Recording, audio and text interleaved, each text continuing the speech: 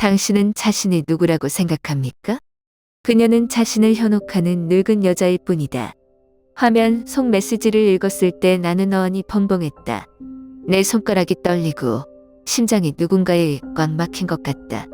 그 메시지는 제가 모든 걸 걸고 추구했던 지훈 씨로부터. 그는 병원에 나를 방문하러 오지 않았다. 전화도 질문도 없습니다. 결국 그의 인생에서 나는 농담에 불과했다. 저는요? 나는 가족, 명예, 심지어 까지 교환했다. 내 다리야. 지금 저는 여기 누워서 병상에 꼼짝도 하지 않고 제가 떠나고 싶었던 남편이 여전히 제 앞에 있고 여전히 제 손을 꼭 잡고 있는 것을 보고 있습니다. 제가 제 인생을 어떻게 했을까요? 제가 아무에게도 말하지 않은 이야기가 있습니다. 하지만 오늘 저는 말하고 싶습니다. 저는 모범적인 아내이자 헌신적인 엄마였고 평생 가족을 돌보기만 했습니다. 저는 아이들이 성장하면 남편과 제가 함께 평화로운 노년을 즐길 수 있을 거라고 생각했어요. 그러나 알고 보니 여성의 마음에는 평생을 가도 채울 수 없는 공백이 있다. 나는 다른 남자와 사랑에 빠졌다. 나보다 거의 20살이나 어린 사람. 그리고 나는 단지 라는 것을 깨닫기 위해 모든 것을 교환했다. 저는 그저 멍청이일 뿐입니다. 환상에 잠긴 채 자신을 재우는 늙은 여자죠. 처음에는 나도 나 자신을 이해하지 못했다. 저는 쉽게 흥분하는 타입도 아니고 허튼 소리 하는 것에 열광하는 타입도 아닙니다. 그러나 남편이 계속 바쁜 날들 사이에 아이들은 더 이상 내 손이 필요 없었고 그 남자는 이상한 바람처럼 나타났다. 그는 내 말을 듣고 나를 웃게 하고 내가 꿈을 꿀 나이가 지났다는 것을 잊게 한다.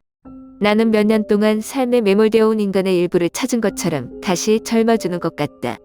저는 이것이 운명이라고 생각했습니다. 희생만 한 세월이 지난 후 나는 나 자신을 위해 약간의 행복을 누릴 자격이 있는 것 같다. 하지만 알고 보니 그것은 단지 제가 직접 그린 아름다운 꿈이었습니다. 마지막까지 나는 내 것이 아닌 감정을 붙잡으려고 애쓰는 늙은 여자일 뿐이다. 아직 미래가 있어요.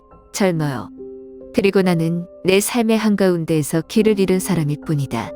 이제 혼자 앉았을 때 스스로에게 물었습니다. 나 같은 사람이 있었을까?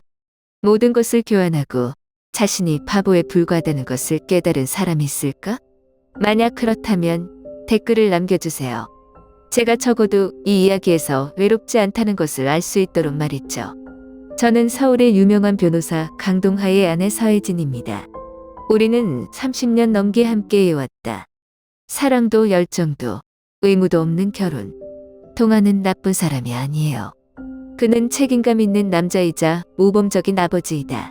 하지만 그는 아내를 사랑할 줄 아는 남편이 된 적이 없다. 그에게 나는 그와 함께 집을 지었던 여자일 뿐, 그 이상도 그 이하도 아니다. 나는 그 생활에 익숙하다고 생각했다. 저는 오랜 결혼 생활은 항상 똑같고 사랑에 희미해지고 가족을 위한 애착만 남을 때가 올 것이라고 스스로에게 말했습니다. 하지만 아이들이 따로 나올 때, 두 사람만 남은 식사를 조용히 마주할 때 나는 내가 얼마나 외로운지 깨달았다. 어떤 저녁은 넓은 집에 조용히 앉아 또 하루가 무의미하게 지나간다는 것을 상기시켜주는 것처럼 똑딱거리는 시계 소리를 들었다. 동화는 늦게 집에 돌아와 내가 남긴 밥을 묵묵히 먹고 다시 일에 빠졌다. 우리는 오랫동안 서로 할 말이 없었고 단지 그것을 인정한 적이 없다. 그리고 지훈이 등장. 저보다 20살 가까이 어린 지훈 씨는 열정적이고 낙천적인 건축가예요. 저는 그를 그림 전시회에서 만났습니다. 그곳은 단지 시간을 보내기 위한 장소였습니다. 내가 다 이해할 수 없는 추상적인 그림들 사이에서 그는 미소를 지으며 열정적인 목소리로 나에게 설명했습니다. 수년 만에 처음으로 저는 누군가 저를 그저 아내나 어머니가 아닌 생각과 감정을 가진 여성으로 보고 있다는 느낌을 받았습니다. 처음에는 지훈이를 그냥 어린 친구로 지루한 일상에 이상한 바람이 불어오는 것처럼 보았어요. 그러나 매일 아침의 대화, 문자 메시지, 낮에 분주한 커피 세션은 모두 나를 점점 현실을 잊게 만들었다. 나는 내가 60세에 가깝다는 것을 잊고 이 설레는 것이 더 이상 내 것이 아니라는 것을 잊었다. 내가 틀렸다는 걸 알아. 하지만 제 일부는 멈추고 싶지 않았습니다. 제 중 일부는 제가 없었던 시절을 다시 살고 싶어 합니다. 혹시 저와 같은 사람이 있었나요? 이성과 감정의 경계에 서서 답을 찾기 위해 자신과 싸운 적이 있는 사람이 있을까? 만약 있다면 댓글을 남겨주세요. 제가 제 인생의 마지막 몇 년 동안 방황했던 유일한 사람이 아니라는 것을 알 수 있도록요. 남편 후배인 야심찬 젊은 변호사 정지훈 씨. 그는 동하와 일을 의논하기 위해 우리 집에 자주 온다. 근데 이상하게 지훈이가 올 때마다 마음이 허전하지 않은 것 같아요. 그는 내 말을 잘 들어준다. 남편이 신경 쓰지 않은 사소한 것에 주의하세요. 내가 요리한 음식에 대한 칭찬, 차를 따를 때의 부드러운 눈빛. 관심받는다는 느낌을 까먹었어요. 지훈이 나올 때까지. 처음에는 그냥 선배를 위한 후배의 젠틀한 제스처라고 생각했어요. 근데 갈수록 지훈이의 관심은 단순한 매너가 아니라는 걸 깨달았어요. 그리고 더 무서운 건 그 순간들을 어느 순간부터 기다리고 있었어요. 어느 날 동아가 멀리 출장을 갔을 때 지훈이가 평소처럼 집에 들렀어요. 거실은 갑자기 작아졌고 공간은 우리 둘만 남은 것 같았다. 내가 차를 따르자 그는 조용히 나를 보았다. 조급함도 곤소리도 없이 눈 하나에는 말하지 못한 것이 너무 많이 담겨 있을 뿐이다. 그리고 지훈이가 살짝 웃었어요. 슬프면서도 무기력한 미소를. 그는 마치 오랫동안 이 말을 숨긴 것처럼 목이 쉬었다. 만약 내가 더 일찍 그녀를 만났다면 이 집에 있는 남자는 너야. 나는 조용했다. 그 말은 마치 내가 오랫동안 참아왔던 것들을 태우는 불꽃과 같다. 나는 내가 언제 너무 깊이 가라앉았는지 모르겠다. 제가 실수하고 있는지도 모르겠어요. 하지만 그 순간 나는 단지 알았다. 고개를 돌릴 수가 없어요. 제가 너무 멀리 간 것 같아요. 하지만 제가 정말 틀렸을까요? 내 마음도 사랑을 갈망하는 것을 탓할 수 있을까? 나처럼 아이러니한 상황에 처한 적이 있는 사람. 이야기를 나누는 것을 꺼리지 마세요. 진짜 알고 싶은데. 저만 그런 건가요? 나는 다른 인생을 꿈꾸기 시작했다. 남편이 없는 인생. 차가운 식사도 없고 명절에 어색한 포옹도 없고 낯선 두 사람 사이 긴 침묵도 없다. 내가 제대로 살 수 있는 삶은 모범적인 아내로 존재할 뿐만 아니라 아무도 필요로 하지 않는다. 이혼 서류를 미리 작성해 두었어요. 남편이 있지만 항상 혼자 있는 특별한 경우에만 입는 한복 아래 옷장 서랍에 넣어두었다. 동아가 원고를 집어들고 눈살을 찌푸리며 내가 그를 조금 괴롭힌 것처럼 불쾌하면서도 무관심한 눈빛으로 나를 쳐다보며 말하는 장면을 상상했다. 또 무슨 짓을 한 거야? 아마도 그것은 내가 그가 나를 정말로 보게 만든 지 몇 년 만에 처음일 것이다. 그러나 나는 그 종이를 내놓을 용기가 나지 않았다. 지훈이 기다릴게요. 나는 그가 나에게 다음과 같이 말해주기를 기다렸다. 당신은 더 이상 여기에 머물 필요가 없습니다. 같이 가요. 한마디면 다 때려치울게요. 나는 이 집을 떠날 것이다. 그 속에서 죽은 청춘의 세월을 떠날 것이다. 그러던 어느 비 오는 날 밤, 제 핸드폰이 울렸습니다. 지훈의 메시지.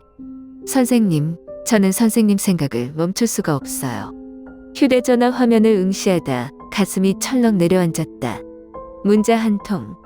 한마디만 해도 내 안에 남아있는 이성을 모두 쓸어버렸다. 나는 짐을 싸기 시작했다. 모든 드레스, 모든 책, 모든 작은 물건들은 내가 새로운 인생에서 가져갈 것이라고 생각한다. 나는 너무 많은 것을 가져올 필요가 없다. 지훈이만 있으면 새로운 하늘, 내 인생에 또 다른 문이 열려. 나는 거울 앞에 서서 나를 마지막으로 보았다. 58세의 한 여성은 시간을 빼앗겼지만 그 안에는 여전히 희미한 희망이 있다. 나는 오랜만에 보는 나 자신에게 웃어 보였다. 나는 문을 열고 밖으로 나왔다. 서울 비가 매섭게 내린다. 나는 외투를 꽉 조였지만 마음은 가벼웠다. 난생 처음으로 내가 진정으로 행복을 선택할 권리가 있다고 느꼈다. 제 핸드폰이 또 울렸어요. 지훈이한테 문자 왔어요. 나는 멈춰서서 열어보았다. 선생님 죄송해요. 나는 멈췄다. 나 이거 못해. 나는 내 심장이 누군가에게 막힌 것 같았다. 저는 화면을 응시하며 또 다른 메시지 줄과 설명을 기다렸습니다. 하지만 아무것도 없어요. 나 떨면서 지훈이한테 전화번호 눌렀어. 전화가 오랫동안 울렸다. 끊겼어요. 다시 전화할게요. 그리고 이번에는 지훈이의 목소리가 나오고 근데 전화는 아니야. 가세요.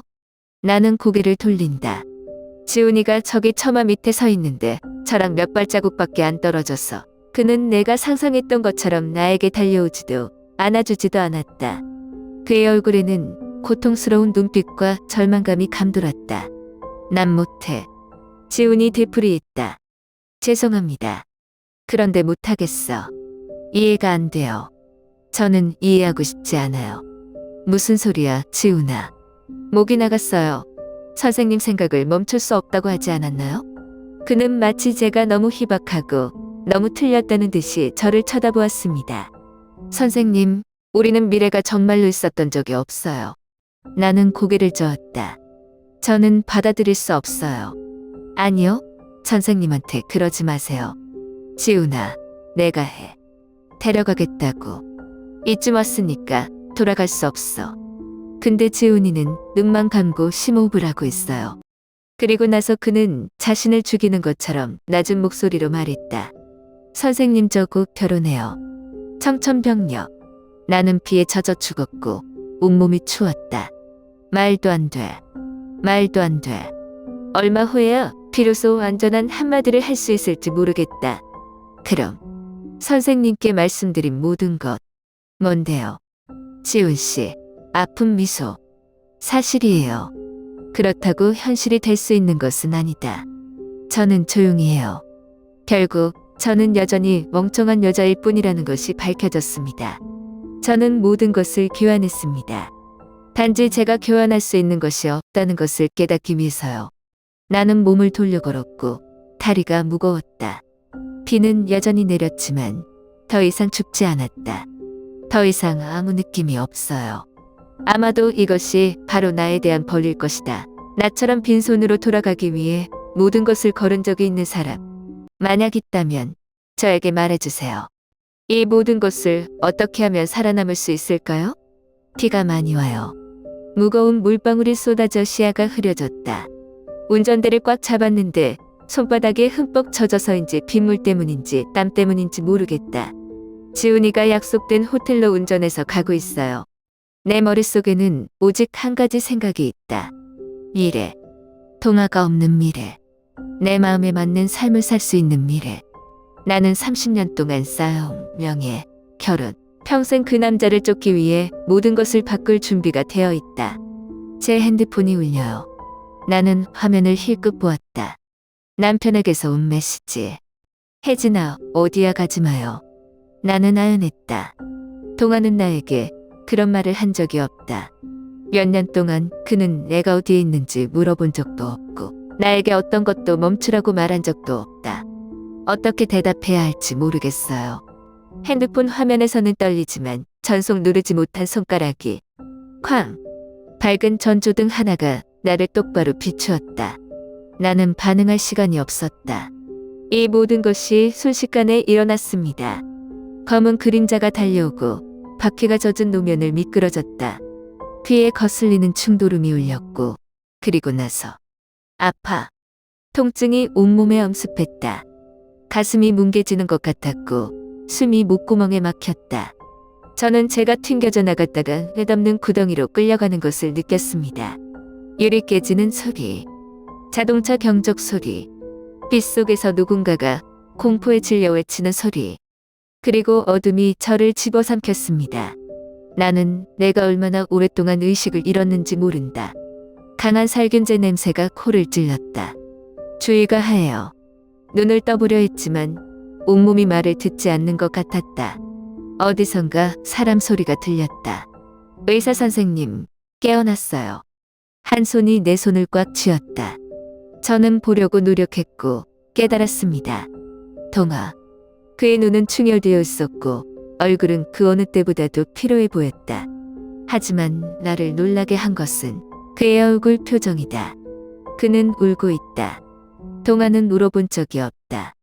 어머니가 돌아가셨을 때도 그는 눈물 한 방울 흘리지 않고 조용히 서 있었다. 나는 입을 열었지만 목소리가 건조했다. 왜 여기 있어요? 동아는 바로 대답하지 않았다. 그는 오랫동안 나만 바라보다가 속삭였다. 너는 내 아내니까. 나는 웃음을 터뜨렸다. 나약하고 씁쓸한 미소. 아내? 반복합니다. 당신이 사고를 당하지 않았다면 나를 찾아갈래? 동아는 대답하지 않았다. 그의 침묵이 가장 분명한 대답이다. 근데 지훈 씨한테 문자가 오길 기다렸는데 지훈 씨 따라가려고 모든 걸 떠날 준비가 돼 있었어요. 하지만 마지막까지 여기 있는 유일한 사람은 또 내가 두고 간 남자야.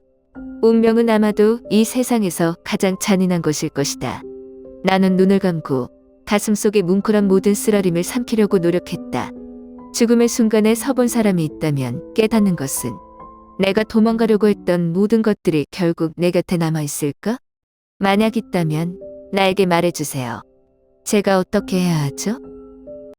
나는 눈을 떴다. 병원 천장이 하얗고 희미한 불빛이 내려와 눈을 가늘게 떴다. 제가 아직 살아있다는 것을 상기시켜주듯이 강한 살균제 냄새가 저를 뒤덮었습니다. 저 살아있어요. 온몸에 둔탁한 통증이 퍼졌지만 가장 신경 쓰였던 것은 다리였다. 나는 움직이려고 노력하고 다리를 들려고 노력한다. 아무것도 없어요. 아무런 느낌도 없이. 공포가 거친 파도처럼 내 몸을 휩쓸었다. 다시 한번 열심히 해보았지만 아무것도 없었습니다. 다리에 아무런 반응이 없다. 저는 마비됐어요. 나는 숨이 막혔다. 입술을 꼭 깨물었지만 목구멍에서 터져나오는 흐느낌을 멈출 수가 없었다.